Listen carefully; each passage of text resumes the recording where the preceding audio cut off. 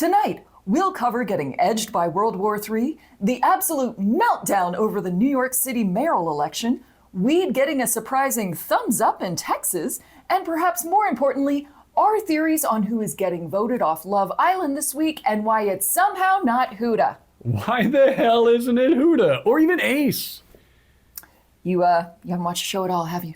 No, I have no idea who these people are. Same here. Everybody, gird your loins and grab your asses and let's dive in. Welcome to the Phoenix News Report. It's an awful time for World War III enthusiasts, as Israel and Iran have done a ceasefire. Until they don't later for whatever reason. Probably when somebody accidentally launches an oopsie missile. The news came out as a concerning amount of news comes out on Trump's personal gooning platform, Truth Social. This announcement was immediately met with a "fuck we did" from both countries, then by a "fuck we did" from both countries, who then proceeded to missile all over each other one more time in a hot, gooey display.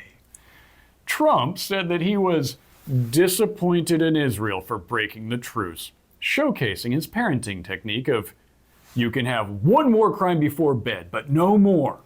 Now this follows a pattern of messaging that is just a little bit all over the place. First, J.D. Vance assured everyone that the U.S. was not looking for regime change. Our view has been very clear that we don't want a regime change. Pete Hegseth followed suit in another briefing, but then their boss undermined all that by saying, maybe we do want a little regime change after all. They're talking about the Ayatollah being deposed like a friggin' margarita. Well, it wasn't going to have one, but now that you mention it, it does sound pretty good. Then there was the question of how successful the Iran bombing mission actually was.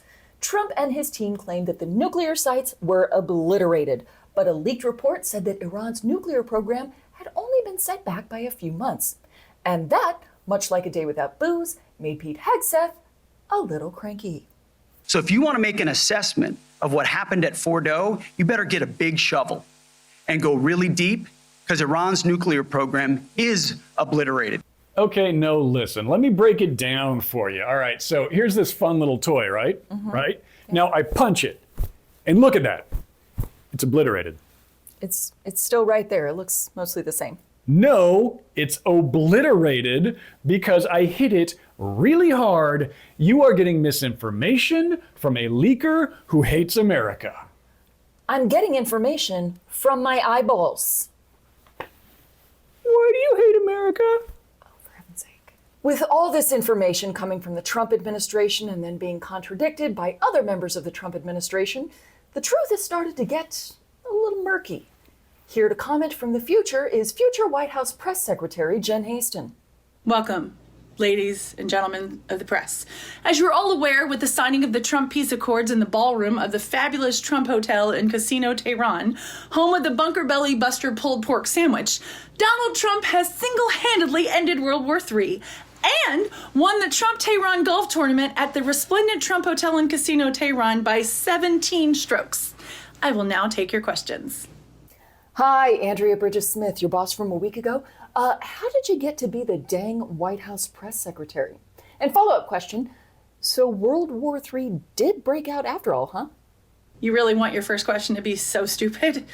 Okay, look, whether World War III started or not, President Trump has now ended it, and without any loss of life. Yes, he could have waited for Israel and Iran or Russia and Ukraine to drag the whole planet into a war before ending it. But that's what losers like you, with your absurd hair color, silly nose, and don't get me started on your feet. Also, if you understood anything about history, instead of being a total bitch, you'd know how difficult it is to get all the warring sides to agree to peace. Lord Trump played 5D chess on war and just signed the peace deal for all the sides himself. Next question. Yes. The idiot in the corner. Yes, Austin Dodson, fancyfeet.co.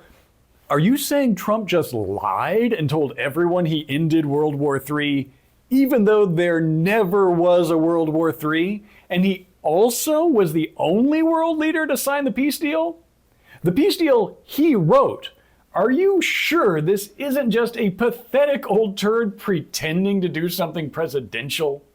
Thank you all for coming. All this was off the record, by the way. My office will send you articles to print. Just add your names to the byline and don't change a word or you're a terrorist immigrant. ICE agents will be waiting for you all outside. Bye now. Anyways, after Trump got Israel and Iran to stop shooting at each other for a minute, he then proceeded to take a victory lap around NATO. Oh, did you say Nobel Peace Prize? Oh, you didn't? Well, I can see why you would. You're right, they probably should give it to me.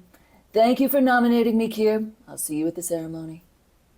Now, the Middle East might be a tinderbox of rage, but there are worries that Iran might retaliate by sending terrorists after us here at home.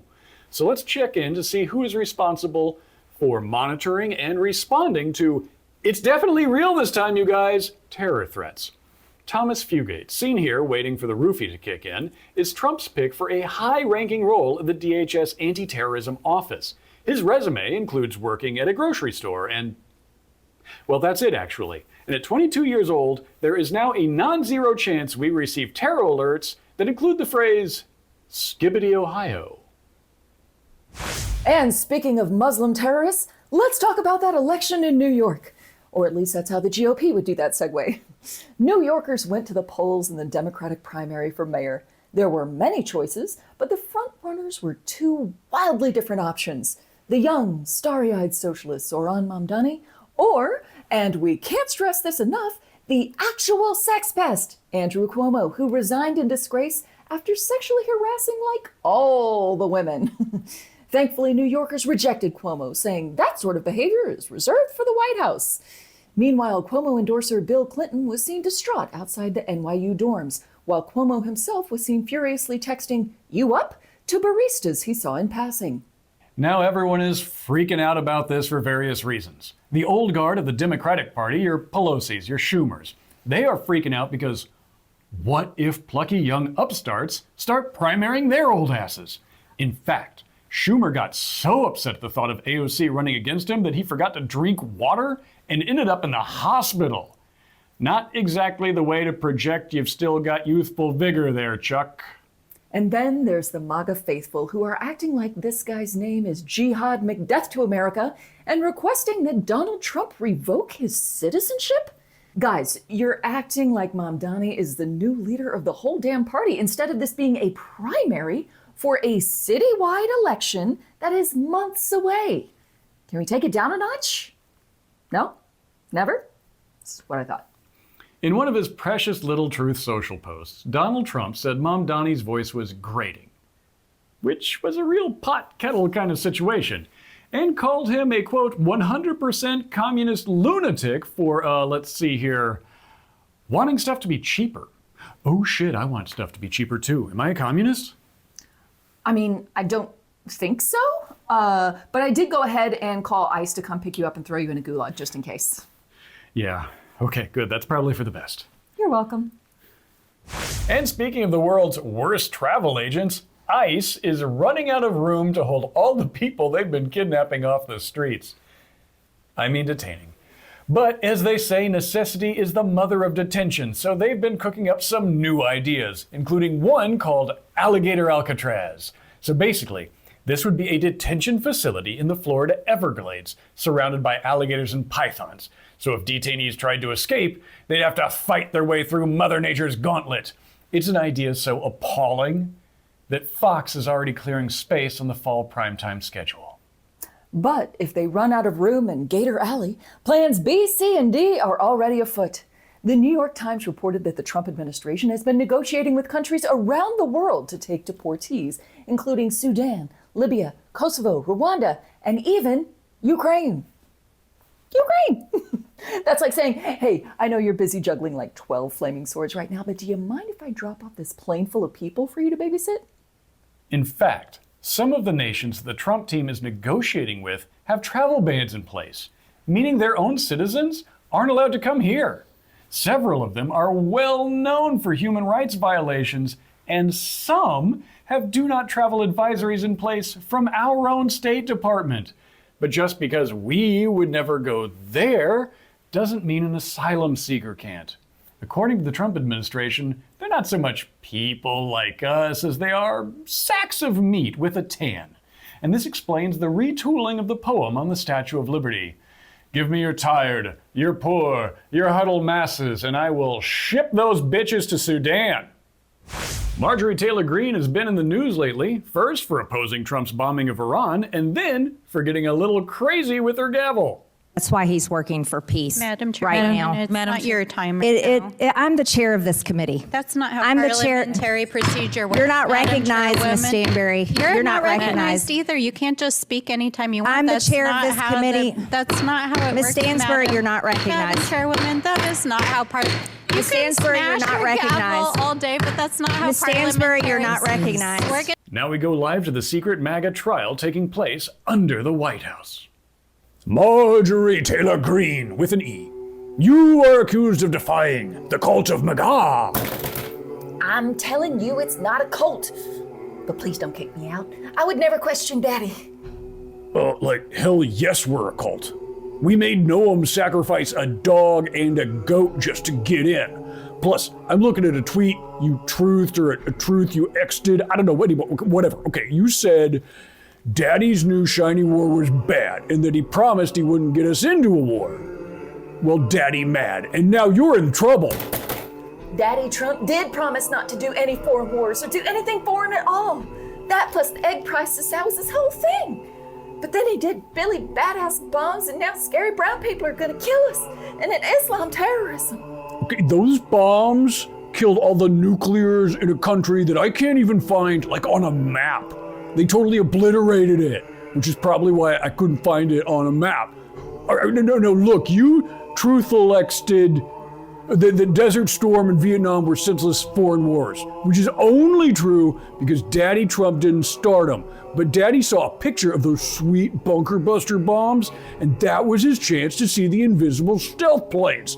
Whatever happens has got to be worth it. And you said it wasn't, so you're a commie now. You know what?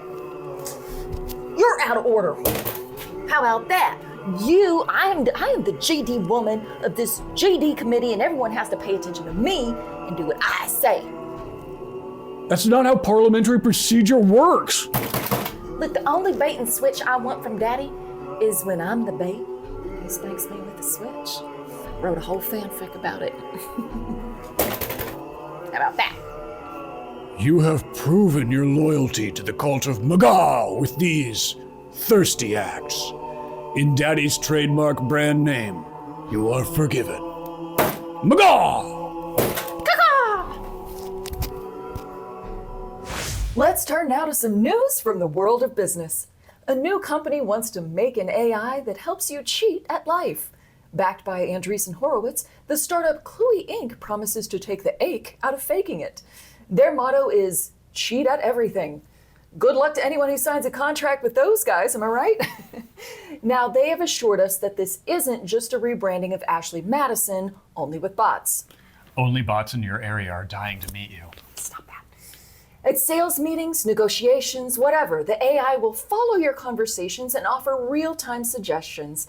The company promises to improve your interactions through so much cheating that it'll take weeks before your boss realizes that you are now irrelevant. All for a low, probably high, definitely subscription-based price, adjusted by AI to the highest dollar amount that you can be billed for. New ventures like this are part of the reason that the freshly poped Leo XIV just went all fire and brimstone about the threats of AI in a speech. But wrath of God or not, Cluey Inc. is off to a rocky start. Once Donald Trump got wind of their cheat at everything business motto and their model of helping people fail up, he immediately sued for trademark and copyright infringement. Big business bought itself a victory in Texas when Governor Abbott vetoed a bill that would have outlawed THC after pushback from the industry. This was met with confusion and anger by Lieutenant Governor Dan Patrick, seen here winning worst taxidermy of a still alive person, who asked the question, "Do we want everybody high?" To which we would say, yes, absolutely. We'd actually prefer that, yeah, especially while they're doing war stuff. Ooh. Like, hey, before you launch that nuke, smoke this dupe, right? Yes, right? Yes, Dan Patrick, you are onto something there. Can we require people in power to be high? Because, Dan, I love this idea. This is great. Hey, speaking of revolutionary ideas, the founder of FedEx has died at age 80. Is it too soon to say his ashes will be delivered by 10:30 a.m. tomorrow? Oh, that is in poor taste, sir. Ah, you're right. I'm sorry. Here, eat this THC gummy. It's still legal. Oh. Yeah, no, it's good for you. Legal, right? Yeah. Let the worms worm their way in. Now let's turn to celebrity news. Jeff Bezos married his latest wife over the weekend, and the guest list was wild and filthy with huge names like Kim Kardashian, Mick Jagger, Leo DiCaprio, Orlando Bloom, Oprah, and Bill Gates. Oh man, that freak off is gonna be disgusting. Katy Perry was invited but had to back out because she had been using Orlando Bloom's Amazon Prime account, but he changed the password once their relationship turned rocky. You know, I heard Bezos even got Gritty, that sex mascot from the hockey team. He booked the Gritty Palace, you freak. Of course, we all expected an over-the-top big money wedding from the world's third richest prick, and boy did he deliver. Even paid extra to deliver same day. Best guesstimates placed the cost between $46 to $75 million to buy one wedding. And that got us thinking, with Prime Day coming up, what else could you buy for $75 million? Well, let's see. Assuming you've got Prime to save on delivery, and assuming you're not ordering from Fresh, because that's stupid and no one does it, you could buy 75 million Pentel ballpoint pens, 10,877 Century Max bariatric hospital beds, 5.2 million fleece blankets. You could rent the Minecraft movie over 12 million times, or treat yourself to 166,666 pairs of Christopher Esper Jason boxer shorts in Tangelo. Of course, if your tastes run a bit more perverse, you could spend that $75 million to buy, say, 27% of a president. From all of us here at the Phoenix News Report, Mazel Tov, you rich fucks. And speaking of going to excess, but with meat this time, the so-called Liver King, a man who spends a lot of time eating raw meat and organs due to, I don't know, probably some kind of brain damage from too many steroids, has been arrested for threatening Joe Rogan. Joe Rogan, I'm calling you out. My name's Liver King, man to man. I'm picking a fight with you. Yeah. I have zero training in jiu-jitsu. You're a black belt. You should dismantle me. But I'm picking a fight with you. Hey, fun idea. What if we didn't let mentally ill people have unlimited access to weapons and social media and raw livers, huh? Is that a thing we could try maybe? Maybe? Please? Can we try that? Let's try that. I think we should try that. How many livers does he need? Bad news for people who hate getting run over. Tesla rolled out its new Robotaxi service in Austin this week. This despite viral videos showing that they don't exactly have a lock on how to stop for school buses. And yes, the prospect of children getting run over is terrible. So I expect us to take the same amount of action we do when it comes to kids getting shot. You're on your own, Junior. Keep your head on a swivel and run fast. In other bad news for drivers, the heat outside is so bad right now that it's causing roads to suddenly buckle. This has led insurance adjusters to create an entirely new category for claims called "The Road Tried to Stab My Car." And now let's turn to news from the animal kingdom.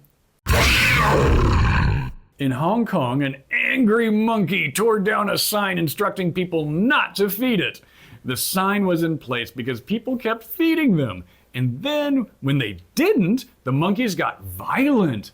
And as things stand right now, the monkey is probably still angry and lashing out. And no one is sure when President Trump will be returning to the U.S.